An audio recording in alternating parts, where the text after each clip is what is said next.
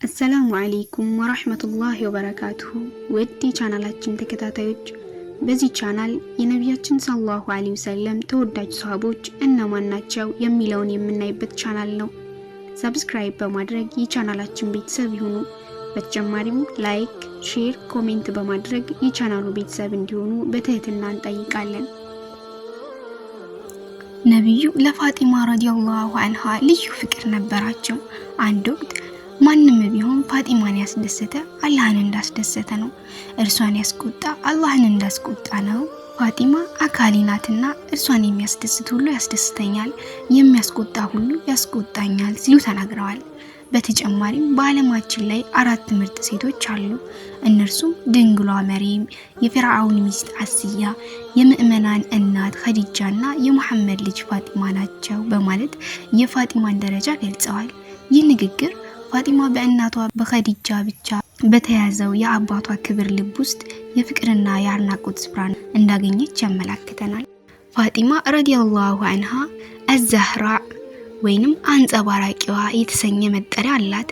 ይህ መጠሪያ የተሰጣት ብርሃን ወይንም ኑር ፈንጣቂ በሆነው ፊቷ ምክንያት ነው። በተጨማሪም ከብጽዕት ባህሪዋ የተነሳ አልበቱል በመባል ትጠራለች። ጊዜዋን የምታሳልፈው አልባሌ ነገር በመስራት ሳይሆን ሶላት በመስገድ፣ ቁርአን በመቅራት፣ ሌሎች ኢባዶችን በትጋት በመፈጸም ነበረ። ፋጢማ ረዲየላሁ ዐንሃ የአላህ መልእክተኛ ከሆኑት ከአባቷ ጋር ቁርጥ ያለ መመሳሰል ነበራት። የነብዩ ሚስት አይሻ በአንድ ወቅት ስለ ፋጢማ እንዲህ ስትል ተናግራለች። በንግግሯ ከሰዎች ጋር ሐሳብን ስትለዋወጥና በሁኔታ የአላህን መልእክተኛ የሚመሳሰል እንደ ፋጢማ ያለ አንድም ሰው አላየሁም። ወደ ነብዩ ስትሄድ በአክብሮት ከመቀመጫቸው ተነስተው በመሳም እርሳቸው ወደ ነበሩበት ቦታ እንድትቀመጥ ይጋብዟታል። እርሷም በበኩሏ ነብዩ ወደ እርሷ በሚመጡበት ጊዜ እንዲሁ ታደርጋለች። ከተቀመጠችበት ተነስታም የእንኳን ደህና መጡ የአክብሮት ሰላምታ በማቅረብ ትስማቸዋለች። የፋጢማ መልካም ባህሪና ደግ ንግግር ከሚወደደው ስብዕናዋ የሚጠቀሱ ናቸው። በተለይ ለድሆችና ለተቸገሩ ሰዎች የነበራት ሐዘኔታ ታላቅ አክብሮት አስገኝቶላታል። ምንም እንኳን እርሷ ብትቸገርም ያላትን ሁሉ ለችግረኞች መስጠት ትወዳለች። ብልጭልጭ ጌጣጌጥና ለቅንጦት ደንታ አልነበራትም። ቀላል በሆነ መንገድ ኑሮዋን መርታለች። ልብ የሚነካ የአነጋገር ለዛን ከአባቷ በመውረሷ በምትናገርበት ጊዜ አድማጮቿ ዘውትር እንባ ይቀድማቸዋል። በንግግሯ የሰዎችን ስሜት የመንካት እንዲያለቅሱ የማድረግና ፈጣሪ የሰጣቸውን ገደብ የለሽ ጸጋ እንዲሁም ርህራሄውን አስታውሰው ልባቸው በምስጋና እንዲሞላ የማድረግ ችሎታ አላት። ፋጢማ ረዲየላሁ ዐንሃ ነብዩ ወደ መዲና ከተሰደዱ ከጥቂት ሳምንታት በኋላ ተከትላቸው ወደዚያው የሄደችውም ነብዩ ቀሪ ቤተሰቦቻቸውን ከመካ እንዲያመጣ ከላኩት ከዘይድ ኢብኑ ሐሪስ ጋር ነበር። ከእነርሱ ጋር ወደ መዲና ከተጓዙ ሰዎች ከፋጢማ ሌላ ኡሙ ኩልሱም፣ ሰውዳን፣ የነብዩ ሚስት የዘይድ ሚስት በረካ፣ ልጇ ኡሳማ እንዲሁም የአቡበክር ልጅ አብደላህ፣ አይሻና አስማ ይገኙበታል። ፋጢማ በመዲና ውስጥ ከመስጂዱ ጋር ተያይዞ እንደ ነገሩ በተሰራው የአባቷ ቤት መኖር ጀመረች።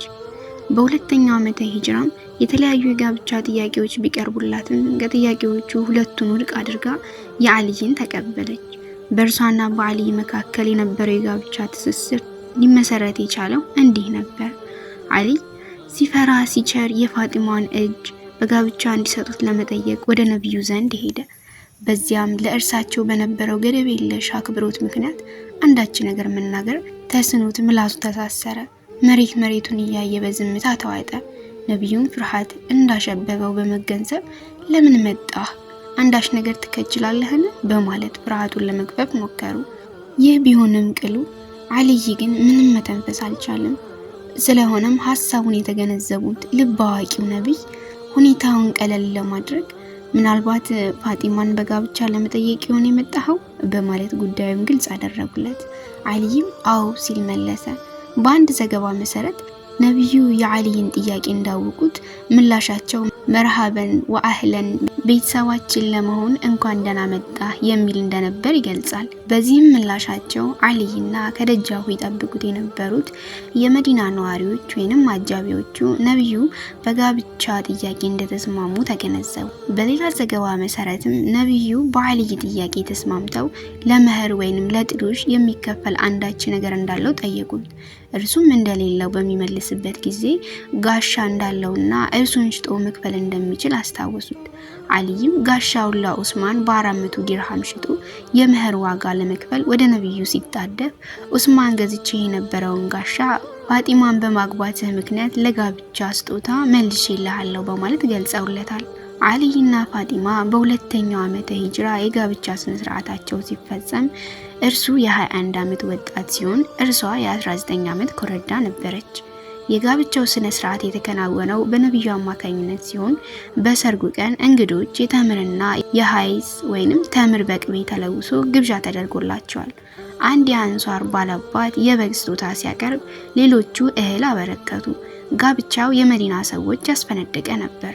ነብዩ ለሁለቱ ተጋቢዎች የተለያዩ የቤት ቁሳቁሶችን እንዳበረከቱላቸው ይነገራል።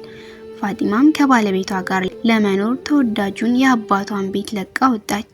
ነብዩም የእርሷ ጉዳይ በጣም ስላስጨነቃቸው በረካ አብራት ሄዳ እንድታላምዳት አደረጉ። በተጨማሪም እንዲህ በማለት ለሁለቱ ተጋቢዎች ዱዓ አደረጉላቸው። ጌታዬ ሆይ ቤታቸውንና ዝርያቸውን ባርክላቸው። በኮሳሳዋ የአልይ መኖሪያ ቤት ውስጥ ለአልጋ ምንጣፍ ከሚሆን የበግ ቆዳ በቀር አንዳችም አልነበረም። ጋብቻው በተፈጸመ ማግስት ገና በጠዋቱ ነብዩ ወደ አልይ ቤት በመሄድ በሩን ቆረቆሩ። በረካም ጥሪውን ሰምታ ወደ ውጭ ዘለቀች። ከበር ላይ የነበሩት ነብዩ ኡሙ አይመን ወንድሜን ጥሪልኝ ሲሉ ጠየቋት። እርሷም በሁኔታው ተገርማ ወንድሞን ልጆን ያገባ አማች ማለት ሆኖ ስትል የማረጋገጫ ጥያቄ ጠየቀቻቸው። ነብዩም አልይ ወንድሜ ብለው የጠሩት ከሂጅራ በኋላ ሙስሊም ሁሉ በወንድማማችነት ሲቆራኝ ከአሊ ጋር በወንድማማችነት ተሳስረው ስለነበረ ነው። ነብዩ ቀደም ሲል የተናገሩት ንግግር ድምጻቸውን ከፍ አድርገው እንደገና ደገሙት። አሊም ድምጻቸውን እንደሰማ ወደ ውጭ ወጣ። ነብዩም የአላህ ህዝነት እንዲሰፍንበት ዱዓ ካደረጉለት በኋላ ስለ ፋጢማ ሁኔታ ጠየቁት። እርሷም በአክብሮትና በፍርሃት ተሸብባ ወደ እርሳቸው መጣች። በእውነቱ ከቤተሰቤ ሁሉ ለኔ ውድ የሆነውን አጋባሁሽ በማለት ጋብቻው መልካም መሆኑን አረጋገጡላት። በእርግጥ ፋጢማ ለእርሷ እንግዳ ከሆነ ሰው ጋር አልተጋባችም። አሊ ረዲየላሁ ዐንሁ በአንድ ቤት ውስጥ አብሯት ያደገ፣ በልጅነቱ ኢስላምን የተቀበለ፣ በጀግንነቱና በብልህነቱ የታወቀ እንዲሁም ነብዩ በአዱንያም በአኺራም ወንድሜ ብለው የጠሩት ሰው ነው።